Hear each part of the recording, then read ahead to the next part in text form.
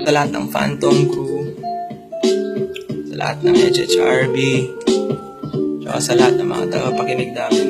Ako nga pala si Pluma ng Hiraya. Ito yung draft ko ng chorus ng Pinas para sa Pinas. Check, abangan nyo. Draft. Eleksyon na naman, sinong bobotohin ko? Yung tuwid na daan, sino ang lolokohin? Yung mga sawi sa salapi, nilililan lang sa putak. Tuwid daw na daan, ang kaso lang lubak-lubak. Hangal ang mga tao ngayon sa pera'y sakal. Di na nagpapaawat, parang gulo lang din sa kali. Walang watawat-awat, lahat nagbabaka sakali na makasali, ding makabali. Boto lang naman ang kapalit. O siya sige, pero nung nakaupo na sa pwesto, ang pinili mo na mumuno, ikaw ay nagsisisi ng lubos. Ilang pababangon pag yung pera nalaos. Kapos, ikaos ang bansa. Anong boss? Baka Diyos, salita na tagos. Pake mo ba akong bastos?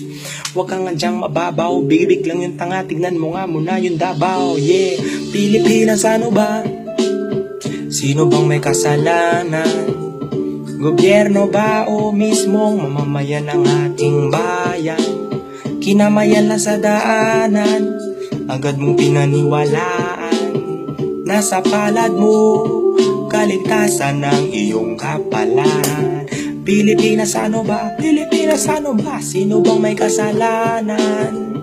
Gobyerno ba o mismong mamamayan ng ating bayan? Kinamayan lang sa daanan, agad mong pinaniwalaan.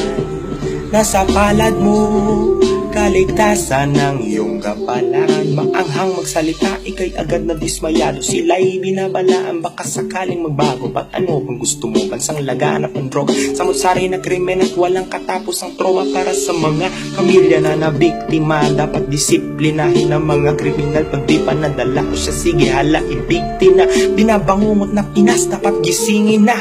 Hahayaan mo pa bang maraming buhay mawala ng dahil lang sa pamamahalang walang bahalang magpariwara? Nagpapasahan pa ng sala para lang maitagong katotohanan. Mismong bansay nakapako na sa sarili nitong pangako sa lupa. Katumbas no'y ulan pero kada patak ay luha. Paano mo pa makukuha ang sinasabi na pagbabago kung hahayaan mo maging bulag ang mga tao? Sino bang may kasalanan? Gobyerno ba o mismong mamamayan ng ating bayan? Kinamayan lang sa daanan, agad mong pinaniwalaan. Nasa palad mo. Yo, draft pa lang yun. Isang gabi ko lang nasulat. Abangan nyo. Let's go. Pante, Duterte tayo. Let's go.